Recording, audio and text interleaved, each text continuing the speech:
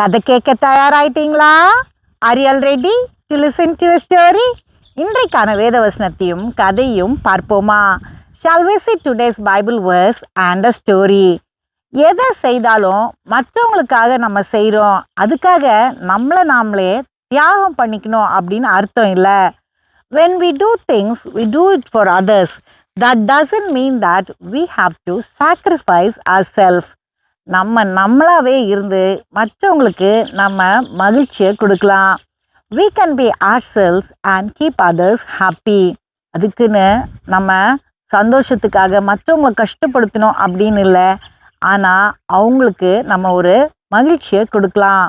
It doesn't mean that we have to trouble others for our happiness. We can give them happiness. வேதம் என்ன சொல்லுகிறது என்று பார்க்கலாம். Let us see what the Bible says. ரோமர் 12:2. நீங்கள் இந்த பிரபஞ்சத்துக்கு ஒத்த வேஷம் தெரியாமல் தேவனுடைய நன்மையும் பிரியமும் பரிபூர்ணமான சித்தம் இன்னதென்று பகுத்தறியத்தக்கதாக உங்கள் மனம் புதிதாகிறதுனாலே மறுரூபம் ஆகுங்கள். Romans 12:2. And do not be conformed to this world, but be transformed by the renewing of your mind, that ye may prove what is that good and acceptable and perfect will of God. பார்த்தீங்களா வேதம் என்ன சொல்லுதுன்னு? நம்ம இந்த உலகத்துக்கு ஒத்த வேஷம் தரிக்கக்கூடாதான். அதாவது மற்றவங்களோட ஒத்து போகிறோன்னு சொல்லிட்டு அவங்க கூட நம்ம எல்லாத்துலேயும் உடன்படணும்னு அவசியம் இல்லை. நம்மளுக்கு முக்கியத்துவம் கொடுக்கணும். See what the Bible says. We should not conform to this world. That means we should not be flexible to whatever is happening around us. We have to be giving some priority for ourselves. ஒரு சின்ன பையன் இருந்தான். அவங்க வீட்டில் இருந்த கண்ணாடியெல்லாம் அவன் ஒரு துணி போட்டு மறைச்சி வச்சுருந்தான். A little boy was there. He hid all the mirrors in his house with a cloth.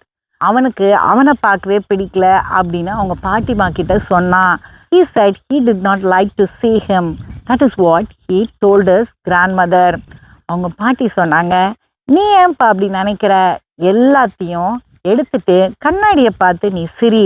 நீ சிரிச்சனா அது திரும்பியும் உன்னை பார்த்து சிரிக்கும். நீ எப்படி நடந்துக்கிறியோ அதுதான் அந்த கண்ணாடியோட பிம்பமாக இருக்கும் அப்படின்னு. The grandmother said, why do you think so? What you do will be reflected. You stand in front of the mirror and smile, it will smile back. Your reflection will be what you do. அப்படின்னு சொல்லிட்டு எல்லா துணியும் எடுத்து வீசிட்டாங்க கண்ணாடி முன்னாடி இருந்து. She took all the cloth and threw it away. அவன் கண்ணாடி முன்னாடி போய் நின்று சிரிச்சான். அந்த கண்ணாடியும் திரும்பி அவனை பார்த்து சிரிச்சுது. He went and smiled in front of the mirror. The mirror smiled back at him. அவனுக்கு ரொம்ப சந்தோஷமா இருந்தது. அதனால அவன் வெளியே போகும்போது மற்றவங்களை பார்த்தும் சிரிக்க ஆரம்பிச்சான். He was very happy. So when he went out, he smiled at others. அவங்களும் அவனை பார்த்து சிரிச்சாங்க. They also smiled at him. இவன் எல்லாரையும் பார்த்து நல்ல ஒரு புன்னகையை செய்கிறத ஒரு வழக்கமாக வச்சிருந்தான். அதனால அவனை சுற்றி இருக்கிறவங்க எல்லாருமே அவனை பார்த்து நல்லாவே சிரிச்சாங்க. So he made it as a habit to smile at everyone, and everyone around him started smiling at him.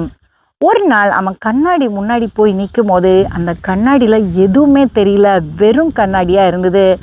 One day he went and stood in front of the mirror. There was nothing in the mirror. It was plain.